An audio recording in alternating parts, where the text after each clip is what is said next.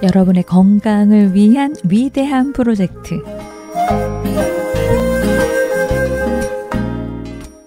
임박사의 밥상 동의보감이 오늘도 여러분을 찾아갑니다.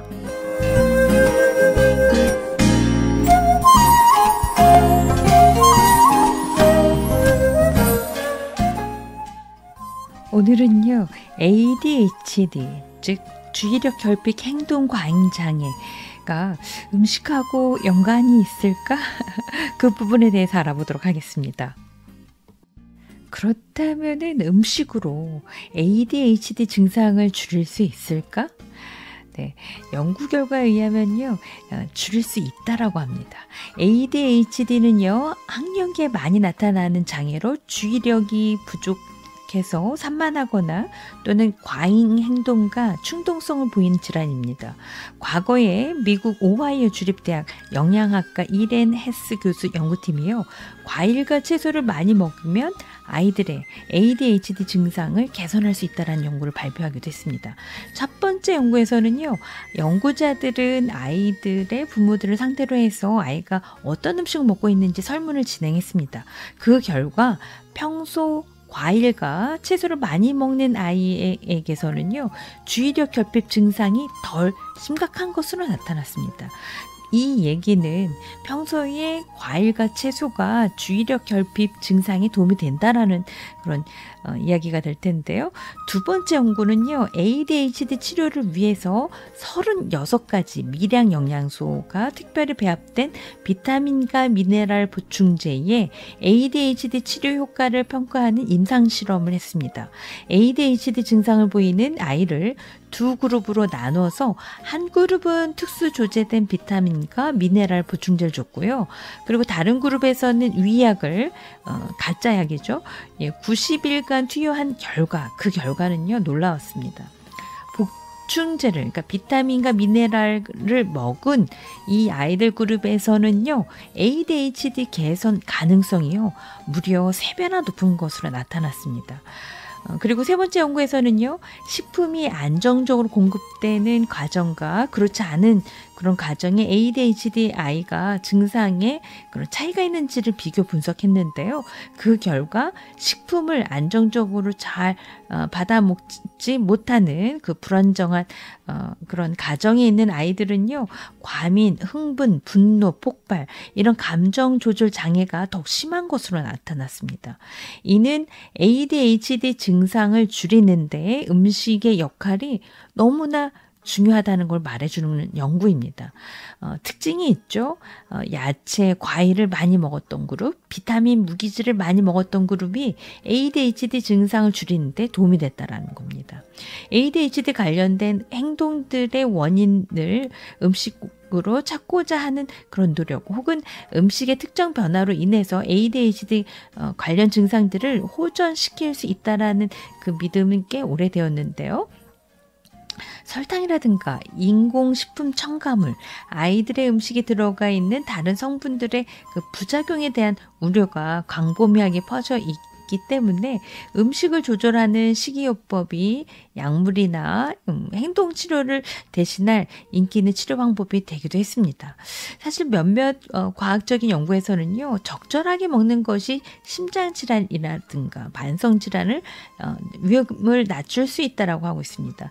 그리고 식이조절과 미량 원소의 첨가를 통해서 특수 이가 어떤 특정 건강이나 행동 문제에 도움이 될 수 있다는 겁니다. 그러나 ADHD 치료에 어떤 특수 식이요법이나 효과가 있는지에 대해서는 아직도 논란의 여지가 있긴 있습니다. 그렇다면은 어떻게 음식을 먹어야 될까? 우리 아이가 조금 산만하다, 집중을 잘 못한다, 이럴 때는요, 모든 영양소가 골고루 분포된 적절한 그런 영양을 취하는 게 너무나 중요합니다. 그리고 미량 영양소가 있는 비타민, 미네랄 보충제는요, 일부 도움이 될 수도 있겠습니다. 그리고 민감한 음식을 제거하는 식이요법은요, 알레르기가 있는 아이들한테는 도움이 됩니다. 왜냐하면 아무래도 어떤 알러지 반응이 있으면은 뭐 가렵고 더 집중이 안 되고 또 이렇게 불편할 수도 있을 테니까요. 그리고 고용량의 비타민 요법은 좀 자라나는 아이들에게는 좀 추천하진 않습니다. 이 과잉 행동과 학습 장애가 비타민 부족이 그 원인이고요. 고용량 비타민과 고용량 미네랄이 증상을 호전시킬 수 있다라는 주장을 하기도 했습니다. 영양 보충제 ADHD 적어도 권장량이 10배를 투여하는 치료를 하려는 그 시도가 중추 신경 자극제를 대신해서 대체요법으로 점차 유행하게 되었고, 또 고용량 비타민 요법은 보다 좀 자연적인 치료법을 원한 사람들에게 환영을 받았는데요. 하지만 고용량 비타민 용법에 의미 있는 결과를 보이는 것을 증명하는 데는 결국 실패했습니다. 오히려 고영양의 그 비타민 요법을 받았을 때 적대적인 행동의 의미가 그런 행동이 오히려 더 의미 있게 증가했다는 사실이 발견되었기 때문에 고용량의 비타민은 이런 행동에도 문제가 되겠지만은 간의 독성에 부작용도 있을 수가 있습니다. 그렇기 때문에 답이 나오지 않겠어요? 네, 여러분들 과일, 채소, 제철 채소, 그리고 충분한 단백질, 그리고 카페인이나 에너지 음료보다는 네, 그냥 물이 좋겠고요. 그리고 뭐 우유도 좋을 수 있겠죠. 자라나는 아이들이 너무 설탕에 가까이 있지 않도록 하는 것도 참 중요하겠습니다. 그 좀 ADHD 증상이 있는 아이를 두신 분들은 항상 걱정이 많으시겠죠. 하지만 부모로서 해줄 수 있는 거는 어떤 잔소리를 하고 하지 말라고 하고 싸우기보다는 이렇게 음식을 서서히 바꿔주는 것만으로도 굉장히 효과가 좋습니다. 혹시 이 아이 주변에 너무 단 거, 그리고 탄산음료, 초콜릿, 과자 이런 것들이 너무 많이 있는 건 아닌가? 그렇다면은 네, 뭐 사과라든가 아니면 당근이라든가 견과류라든가 이런 걸로 바꿔주시는 것도 굉장히 중요합니다. 그래서 우리 아이가 먹는 음식에 아침서부터 잠들기 전까지 어떤 음식을 먹고 있고 그리고 내가 이거를 어떻게 바꿔줄 수 있는지 건강한 음식에 대해서 여러분들이 이제 가족들이 조금 더 한 발짝 더 적극적으로 도와준다면 네. ADHD도 음식으로 얼마든지 좀 개선할 수 있다라는 사실. 네.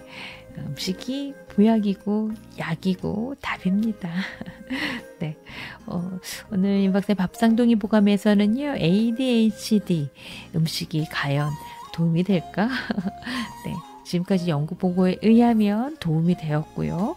특히 비타민, 무기질, 그리고 과일, 야채를 잘 먹는 우리 어린이들이 훨씬 더 개선 효과가 좋았다고 하니까요. 여러분들 이 음식에 대해서 한 번 더 우리 아이들이 먹는 음식에 대해서 한번 관심을 가져보시죠.